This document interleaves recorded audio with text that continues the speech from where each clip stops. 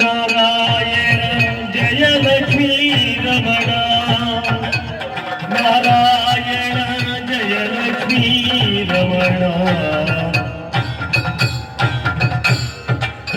ಹೊರತೊಳಿತ ಸಂಹಾರಣ ಹೊರತೊಳಿತ ಸಂಹಾರಣ ದೀನೋಕಾರಿ ರಮಾರಮಣ ನಾರಾಯಣ ಜಯ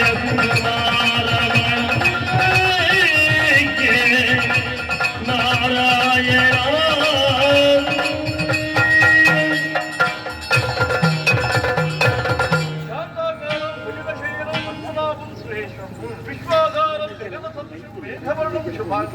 ಲಕ್ಷ್ಮೀ ಕಾಂತಂ ಕಮಲನಯನಂ ಯೋಗ ಜ್ಞಾನಕಂ ವಂದೇ ವಿಷ್ಣು ಭವಭಯ ಹರಂ ನಾರಾಯಣ ರಕ್ಷಮೋ ಪಾಹಿಮೋ ಹೇಳಿ ಏನು ಮಂದಿಗೆ ಸುರಭ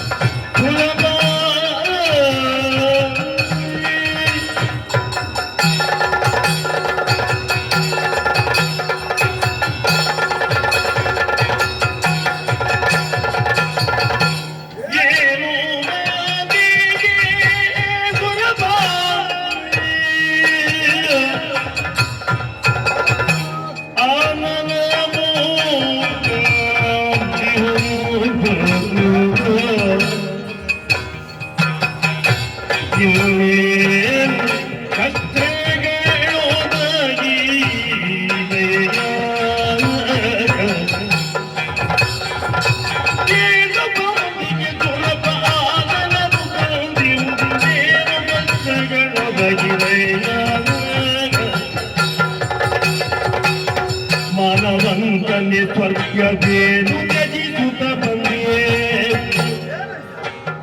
ಮಾನವಂತನೆ ಸ್ವರ್ಗ ಏನು ತ್ಯಜಿಸುತ್ತ ಬಂದಿಯೇ ಸರ್ವಾಗತಿ ಕೇಳನೆಂದ ಸುಲಭ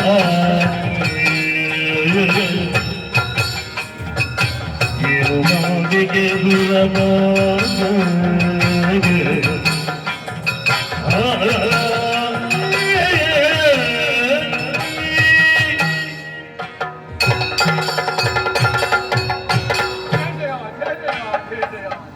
ಸುರೇಂದ್ರ ಭಗವಂತ, ಈ ವೈಕುಂಠಕ್ಕೆ ನೀವೆಲ್ಲರೂ ಬರುವುದು ಇವತ್ತು ಹೊಸತೇನಲ್ಲ.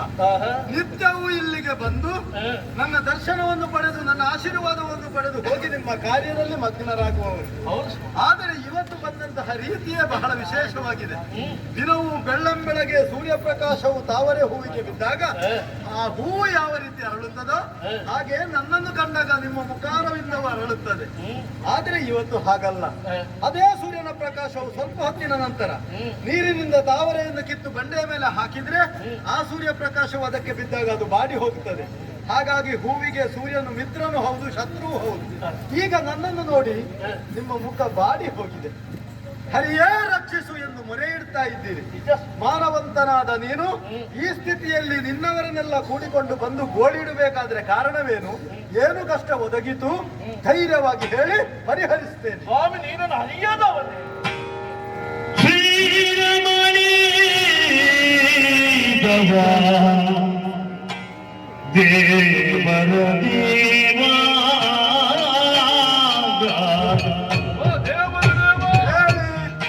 ಸಾರಸಾಕ್ಷನೇ ಬಿಯೋ ಕೇಶವ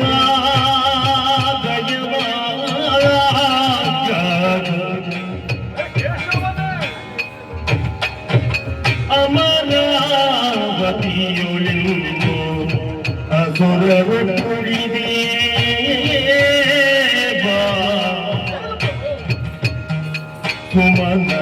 ಸುಮನಸರೆಲ್ಲರೂ ಸೋತೊದಗಿದೆಯ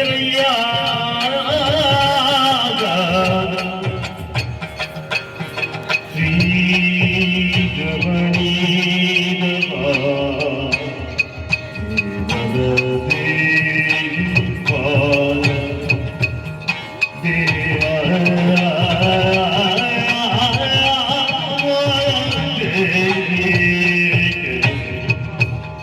ದೇವಾ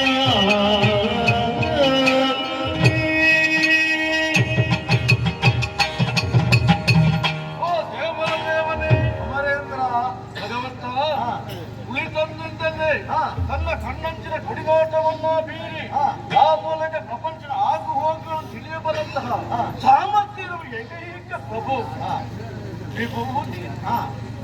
ನಿನ್ನ ಅರಿವಿಗೆ ಬಾರದೆ ಹಾ. ಒಂದು ಹುಲ್ಲುಗಡ್ಡೆಯು ಕೂಡ ಹತ್ತಿನಿಂದ ಚಲಿಸಲಾರದು ಎನ್ನುವುದನ್ನು ಸ್ಪಷ್ಟವಾಗಿ ನಾನು ಅರಿತವನೇ ಪ್ರಭು. ಸರಿ. ಆದರೂ ಹಾ. ನನ್ನನ್ನು ಪ್ರಶ್ನಿಸ್ತಾ ಹಾಕಿರು ಸ್ವಾಮಿ, ಹಾ. ಏನಾಯಿತು ಎನ್ನುವ ಹಾಗೆ. ಹಾ. ಮಗುವಿಗೆ ಹಸಿವಾಗ್ತದಂತ ತಾಯಿಗೆ ಗೊತ್ತಿರ್ತದೆ, ಆದರೂ ಮಗು ಅಳದೆ ತಾಯಿ ಹಾಲು ಉಣಿಸುವುದಿಲ್ಲ. ಯಾಕೆ? ಮಗುವಿನ ಅಳುವಿನಲ್ಲಿಯೂ ತಾಯಿ ಆನಂದವನ್ನು ಹೊಂದುತ್ತಾಳೆ ಎಂಬುದೇ ತಾತ್ಪರ್ಯ. ಹಾಗಾಗಿ ನಿಮ್ಮ ಕಷ್ಟವನ್ನು ನೀವೇ ಹೇಳಿಕೊಂಡ್ರೆ ನಿಮ್ಮ ತಂದೆಯ ತಾಯಿಯ ಜಾಗದಲ್ಲಿರುವ ನನಗೆ ಅದಕ್ಕೆ ಪರಿಹರಿಸುವುದಕ್ಕೆ ಸುಲಭ ಆಗ್ತದೆ ಅಂತ. ಅಂದ್ರೆ ಮಗು ಅಳಬೇಕು, ತಾಯಿ ಹಾಲು ಕೊಡಬೇಕು. ಸರಿ. ಸ್ವಾಮಿ, ಹಾ. ಚೋಡಿತಾಪು ಹುಟ್ಟಿಕೊಂಡಂತ ದಾರಿಗಾಸುವನೆಂಬ ದಾನವ ಹಾ. ಈ ಹೊತ್ತಿಗೆ ಅತಿ ಬಲಾನ್ವಿತನಾಗಿ ಸುರಲೋಕಕ್ಕೆ ದಾಳಿಯನ್ನ ಎಸಗಿದ. ಹಾ. ವಿರಾಜಿಸಿದ್ದು ಹೋದಂತ ನಮಗೆಲ್ಲರಿಗೂ ಈ ಹೊತ್ತಿಗೆ ಸೋಲು ಪ್ರಾಪ್ತವಾಗಿ ಹೋಗಿದೆ. ಹಾ. ದುರುಳನಾದ ದಾರಿಗಾಸುನ ಅಟ್ಟಹಾಸ ಮಿತಿ ಮೀರುತ್ತಾ ಇದೆ. ಹಾ. ಪಂಚಮಹಾ ಪಾತ್ರಗಳನ್ನು ಎಸಗುತ್ತಾ ಹಾ.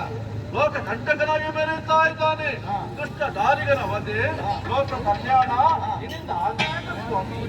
ಇಷ್ಟೇ. ಹೌದು ಪ್ರಭು. ಸುರಮನೆಯ ಕೇಳಿ ನಗು ತೊರೆದ ಹರೇ ತಾರೇ ನಗು ತೊರೆದ ಕರಿ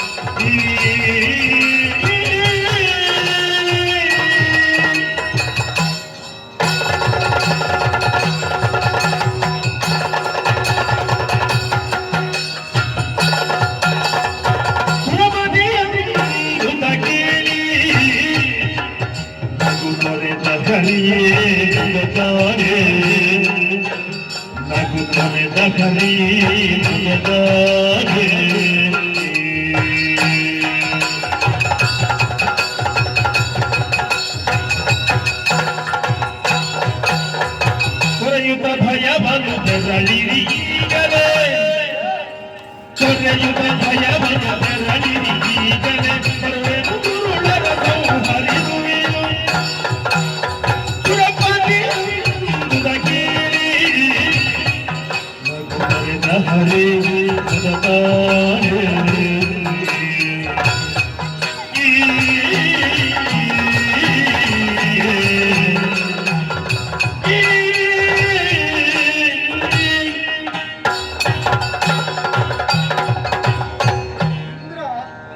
ನಿನ್ನ ದಯನೀಯ ಸ್ಥಿತಿಯನ್ನು ನೀನು ಹೇಳಿದಾಗ, ಆ ವಾಕ್ಯ ನಿನ್ನ ಬಾಯಿಂದ ಬಂದಾಗ ಪಕ್ಕನ ನಗು ಬಂದಾಯ್ತು ನೋಡಿ. ನನಗೆ ಅರ್ಥವಾಯ್ತು ಪ್ರಭು. ಏನರ್ಥ ಆಯ್ತು? ನಮ್ಮ ಬೆನ್ನಿಗೆ ನಾಲ್ಕು ಬೀಳುವಾಗ ನಿನಗೆ ಸಂತೋಷ ಆಗ್ತದೆ. ಹಾಗಲ್ಲ ಇಂದ್ರ, ಹಾಗೆ ನೀನು ನಗಾಡಿ ಬಿಟ್ಟ. ಹಾಗಲ್ಲ ಅದು. ಮತ್ತೆ ಒಂದೊಮ್ಮೆ ಲೋಕದ ಜನರು ಅತ್ತಾಗ ಅವರಿಗೆ ಸಂತೋಷವನ್ನು ಉಣಿಸುವುದಕ್ಕೆ ಬೇಕಾಗಿ ನಾನು ನಕ್ಕವ. ಆ ಬಳಿಕ ಲೋಕದ ಜನರು ನಕ್ಕಾಗ ನಗು ವಿಪರೀತವಾಗಬಾರದು ಎಂಬ ಉದ್ದೇಶದಿಂದ ನಾನು ಅತ್ತವ.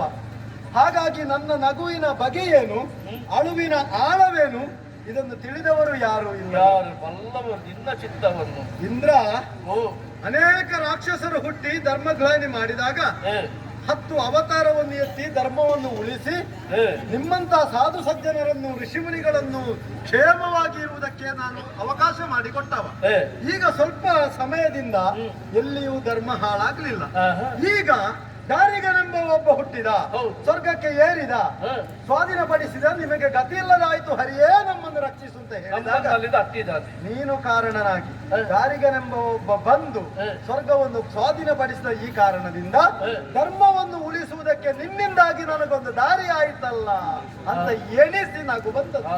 ನಮಗೆಲ್ಲ ಧರ್ಮವನ್ನು ಉಳಿಸುವುದಕ್ಕೆ, ಸತ್ಯವನ್ನು ಕಾಪಾಡುವುದಕ್ಕೆ ಒಂದೊಂದು ದಾರಿ ಸಿಕ್ಕಿದಾಗ ಅದರಷ್ಟು ಸಂತೋಷ ಬೇರೆ ಯಾವುದು. ಅಂದ್ರೆ ನಮ್ಮನ್ನು ವೇದಿಕೆಯನ್ನಾಗಿ ನೀನು ಮಾಡಿಕೊಂಡಿದ್ದೀಯ. ಹೇಳಿದ್ಯಾ?